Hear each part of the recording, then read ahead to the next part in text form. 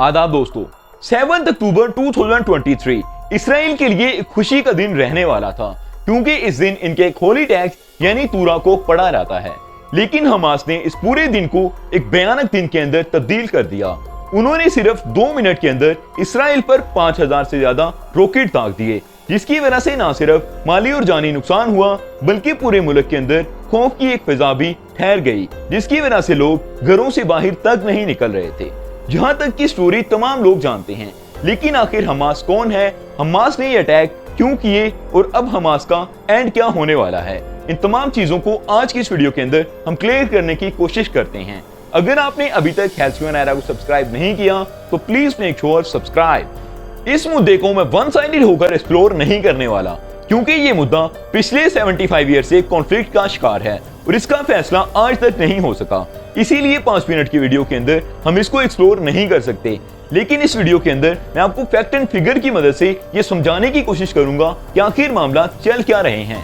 ये है इसराइल और फलस्तीन का मैप, जो कि 1946 के अंदर कुछ इस तरह का दिखाई देता था, लेकिन अभी 2025 तक आते आते ये मैप कुछ इस तरह का रह चुका है। इस मैप के अंदर साफ तौर पर एक चीज जाहिर होती है कि आहिस्ता आहिस्ता इसराइल फलस्तीन पर कब्जा कर रहा है और इनके हक को खत्म कर रहा है, यानी कि इनका मैप छोटा होता जा रहा है और फलस्तीन काफी जुल्म बर्दाश्त कर रहा है। लेकिन फलस्तीन की तरफ से इस किए जाने वाले अटैक के अंदर तो एक और ही नाम दिया गया है, अल अक्सा स्टॉर्म, यानी कि इस मिशन के अंदर अल अक्सा के ऊपर बात की जा रही है, जो कि मस्जिद अक्सा के साथ लिंक्ड है।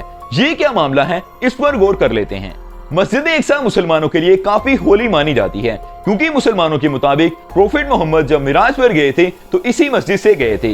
लेकिन दूसरी तरफ जिस सिटी के अंदर ये मस्जिद मौजूद है उसको जेरूसलम कहा जाता है, और जेरूसलम ज्यूइश के लिए काफी ज्यादा इंपॉर्टेंट है, क्योंकि ये उसको सेंटर ऑफ द वर्ल्ड मानते हैं और रेजिडेंस ऑफ गॉड भी कहते हैं, जिसकी वजह से ज्यूइश लोग इस जगह पर कब्जा करना चाहते थे। लेकिन इन्होंने मुसलमानों को हक दिया था कि मस्जिद अक्सा के अंदर आ सकते हैं। लेकिन अभी ये देखने को मिलता है कि मस्जिद अक्सा से मुसलमानों को निकालकर मारा जा रहा होता है। जब इसराइल के लोगों से इस चीज के बारे में सवाल किया गया और इनकी मिलिट्री से ये पूछा गया कि आप ये जुल्म क्यों कर रहे हैं, तो इनका जवाब कुछ और ही था, जिसकी वजह से काफी लोग हैरान भी होते हैं। उन्होंने कहा कि असल के अंदर लोग इसराइल के ऊपर अटैक करने के लिए यहाँ पर आते हैं, जब इन पर अटैक करते हैं तो खुद अपने डिफेंस के लिए मस्जिद के अंदर इंटर हो जाते हैं, और जिन लोगों को बाहर निकालकर मारा जाता है वो असल के अंदर मिलिट्री के लोग होते हैं, जो कि फलस्तीन ने भेजे होते हैं। लेकिन इनकी मिलिट्री यहाँ पर पनाह लेने के लिए मस्जिद के अंदर दाखिल हो जाती है और मजबूरन हमें मस्जिद के अंदर दाखिल होकर इन पर अटैक करना पड़ता है।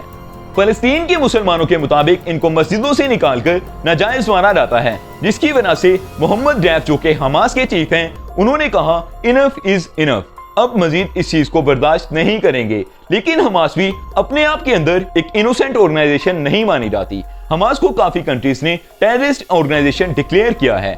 हमास असल के अंदर है क्या, एक स्ट्रिप जो कि गाजा स्ट्रिप है और इजिप्ट के साथ, इसराइल के साथ अपना बॉर्डर शेयर करती है, उसकी एक मिलिट्री ऑर्गेनाइजेशन है जिसका नाम हमास है। इंग्लिश के अंदर इसका मतलब बनता है रेजिस्टेंस ऑफ इस्लाम, यानी कि इस्लाम पर जो भी अटैक करेगा उसको रोका जाएगा। 1987 के अंदर हमास को बनाया गया था। 1988 के अंदर इन्होंने एक अपना मिशन रखा, जिसके अंदर इसराइल से इन्होंने फलस्तीन को छुड़ाना था, जिसका मतलब साफ तौर पर यह था कि पूरे के पूरे इसराइल को खत्म कर देंगे और वहां पर फलस्तीन का राज होगा।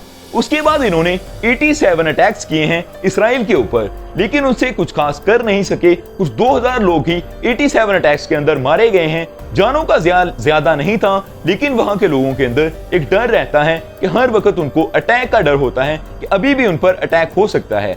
2011 के अंदर इसराइल ने अपना आयरन डोम बनाया था, जिसकी मदद से हवा के अंदर ही मिसाइल्स को तबाह कर दिया जाता है, और जो रॉकेट्स इनकी तरफ आते हैं उनको हवा के अंदर ही ब्लास्ट करके अपने आप का दिफा किया जाता है।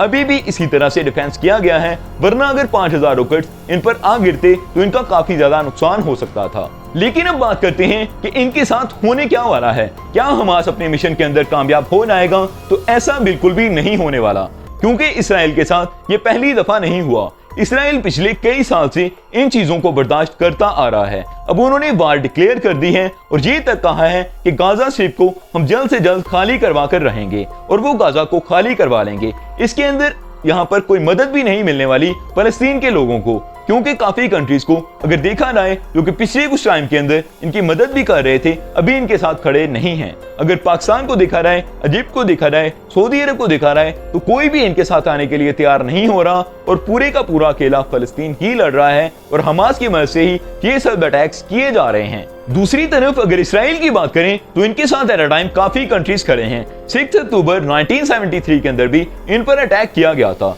इसराइल के ऊपर उस वक्त अटैक इजिप्ट ने और सीरिया ने मिलकर किया था, लेकिन उस वक्त अमेरिका ने इनका साथ दिया क्योंकि दूसरी तरफ से इजिप्ट के साथ सोवियत यूनियन मिल चुका था। अमेरिका ने अब इसराइल के साथ मिलकर इस अटैक को डिफेंड किया और जंग को जीत दिया, जिसकी वजह से साबित हुआ कि इसराइल यहाँ पर अकेला नहीं था। और आज भी अगर बात की जाए तो इंडिया, अमेरिका, कनाडा जैसे कंट्रीज अभी इनके साथ खड़े हैं और फ्रांस ने भी जंग के अंदर इन्हीं का साथ देने का ऐलान कर दिया है, जिसकी वजह से पूरी तरह से अब हमास को खतरा पड़ चुका है और हमास का बचना नामुमकिन हो चुका है। लेकिन कुछ लोग ये बात भी कर रहे हैं कि जहां पर इसराइल की इंटेलिजेंस एजेंसी इतनी तेज है, इनको किस तरह से पता नहीं चला कि 5000 रॉकेट्स फायर होने वाले हैं। अगर पता चल जाता तो उनको डिफेंड किया जा सकता था और जानी नुकसान को काफी हद तक बचाया जा सकता था, लेकिन ऐसा मुमकिन नहीं हो सका और इनके प्रेसिडेंट को काफी ज्यादा ब्लेम किया जा रहा है कि इन्होंने जानबूझकर इन्वॉल्व होकर ये मामला हल करवाए हैं। अगर आपको वीडियो पसंद आई हो तो चैनल को सब्सक्राइब करना मत भूलिएगा।